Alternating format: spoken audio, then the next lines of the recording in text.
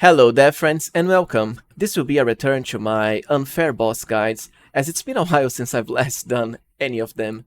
And for this video we are doing the battle against Chivarro and Minagho, the two most powerful LILITU demons in the game, on unfair of course. So let's get started, first with some tips for the usual prebuffing routine and overall battle strategy.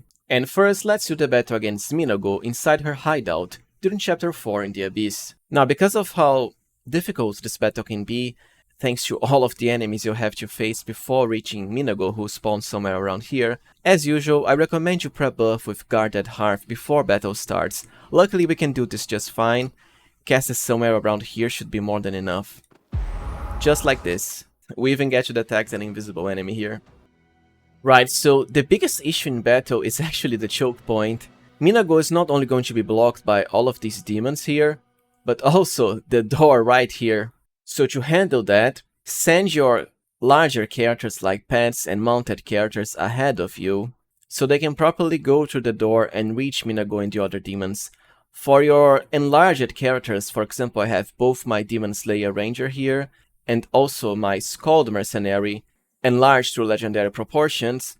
Because they have reach, and our demon character can just use Demonic Charge to teleport right to where Minagho is, it's not really an issue for them. And you absolutely don't want them blocking your other characters because of how large their model becomes once enlarged. Now when it comes to buffing, the buffs I'm using here are the usual, and as always I already have guides on how to maximize your attack bonus, linked to the side here, and also your defenses for huge saving throws, armor class and so on. But just for a recap, we have Good Hope, all of the resist energies, Bark Skin, Greater Heroism, Crusader's Edge, which should always go into all of your melee characters, pets included, Sense Vitals because of my Ranger character, Heroic Invocation, Inspiring Command from Nobility Domain, which is an amazing ability, Cooking, in this case Demon Slayer Soup, not only one of the best cooking buffs in the game, but the best for chapter 4, Stone Skin and Sea Invisibility, for all of our party members through the communal version. CAVALIER has both Spirit Weapon and Enemy's Bane, and for the very short duration buffs beside these domain abilities, we also have Fortune Hacks and Protective Luck.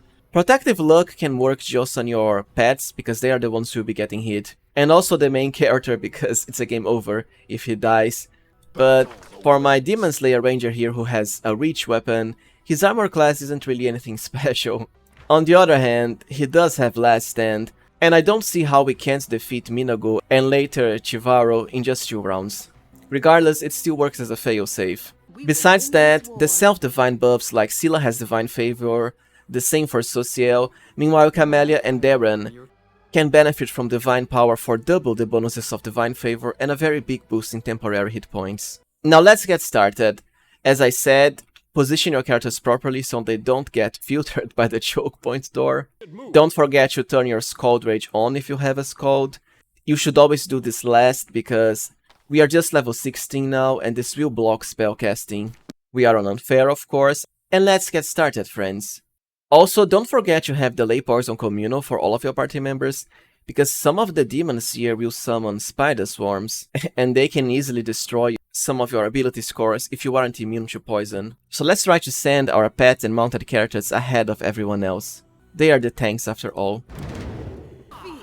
Minagho will spawn at the back. She does have a lot of armor class, 66 on unfair.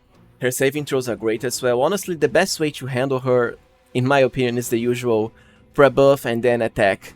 She does come with quite a lot of buffs, but I don't find it necessary to dispel them. It is something you can do, however, especially if you are, let's say, an angel or a lich. I'm going with a demon character here because I do think it's one of the hardest paths for this battle. Our lich can just spam Negative Eruption or Feast of Blood, and the angel can just spam Storm and Bolt of Justice anyways. Right, so since Social and his dog are the first here, I would rather have them focus on these demons here to take their attention away from the other party members who will soon come behind. So let's try to move our dog to where the demon mobs are. Now, since the demons have already moved towards us, try to do it in a way that you won't block your other characters, so you might as well circle with Social here. Also, there is a trap that protects Minagho, but it's nothing special, you can take the hit just fine. Minagho is already readying her Waves of Fatigue, I think, which won't matter that much, you can just cast Mass Heal to avoid that. And Darren can do it just fine at 16 Oracle. So notice that SEELAH, who is behind Social, has already parked here to attack this enemy. Like I said, you don't want that, because it's going to block all of your other party members. I might as well already send Social and his dog to where Minagho is, since the path is free. And then move SEELAH somewhere around here as not to block our other characters. But you should definitely consider having her use Mark of Justice on Minagho as soon as she can too. Okay, so the trap is the one that actually casts Creeping Doom as due for the spider swarms. They don't really do that much damage, you can easily heal them, and if you're immune to poison, that's the way to go. So SEELAH is going to use Mark of Justice on Minagho. We might as well teleport for our demon character now, otherwise we won't be able to move properly. Unfortunately, one of our paths was already blocked. The same for Cam. Right, so we already teleported. The spiders have already started hitting us. SEELAH already got her Mark of Justice off. And you know, the other enemies besides Minagho aren't really that troublesome, if your characters are properly prepared, that is.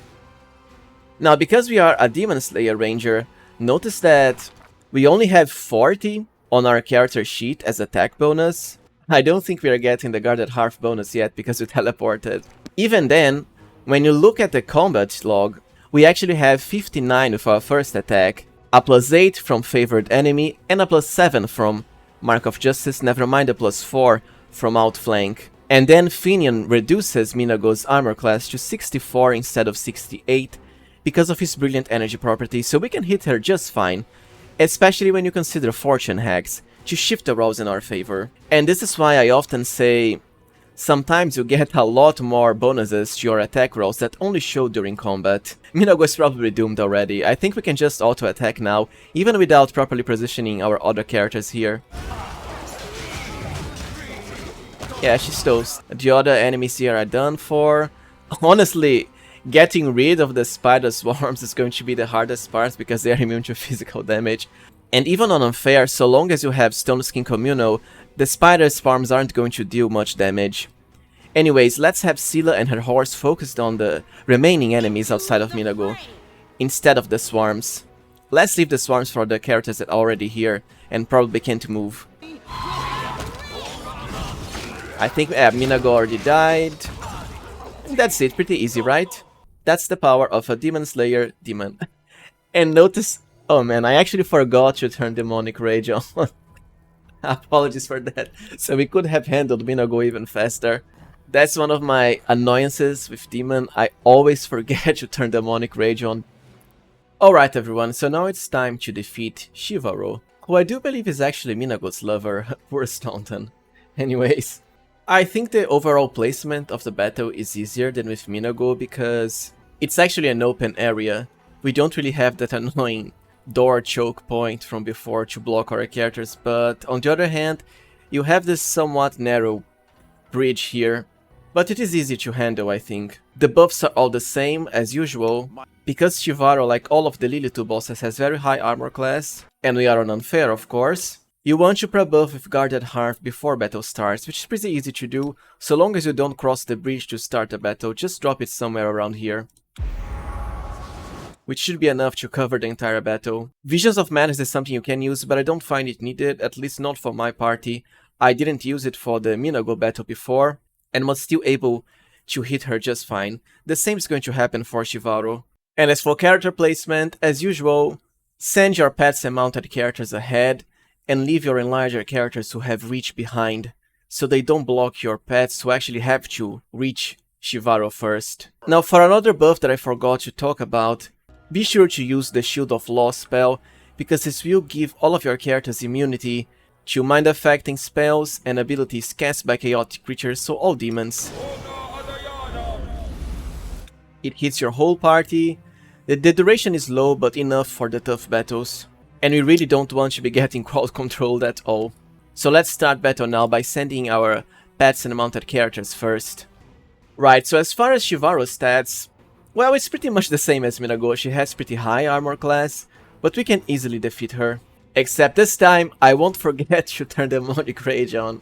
The aspects I have chosen are Sheer, Calavacus, and also Baylor. And if you want to know the reason, I already have a demon guide linked to the side here explaining it all.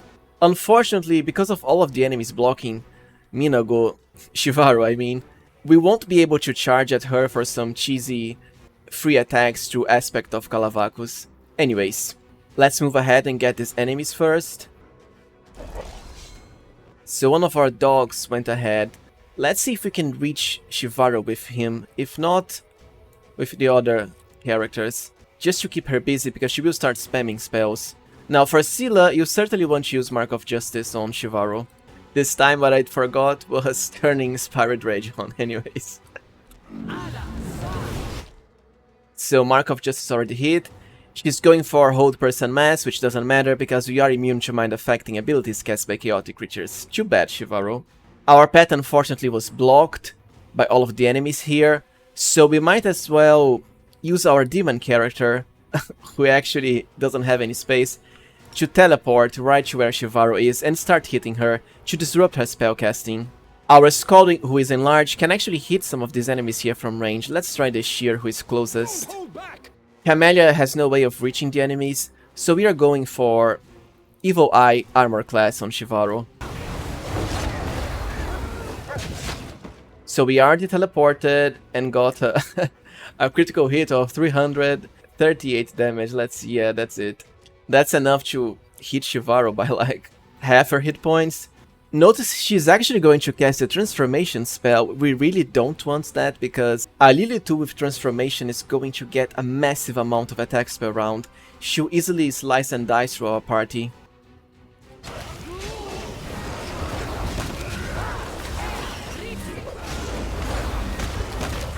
I think we already defeated Chivarro. Yeah, we did. Social unfortunately died because one of our pets fell, the one he was riding. It doesn't really matter because, you know, at this point we have enough Resurrection and Revive, Raise Dead spells and so on. We can even use Breath of Life because he only has a minus 28 hit points. But it's going to be tough with all of these enemies, so let's see if we can kill them all first. There's only like, what, 2 enemies left? Yeah, and they're all dead. Right, so Social is now back, with just a Breath of Life, so we don't have to spend a Scroll of Raise Dead or Diamonds. Anyways, this was pretty easy too, right? We are doing it with a demon character who's not one of the strongest paths at this point in the game. Especially because we can't charge at Chivarro for a massive amount of free attacks. Anyways, I do hope this guide was useful to you, friends. I know it's a bit long, but the reason is I really try to explain the proper strategy for battles and what actions you should take for each of your characters. So please remember to like, subscribe, and even become a member of the channel if you can to help support it. Also, as a reminder, I'll soon start streaming, so if you have any interest in that, please stay tuned for more. Thank you for watching and see you next time.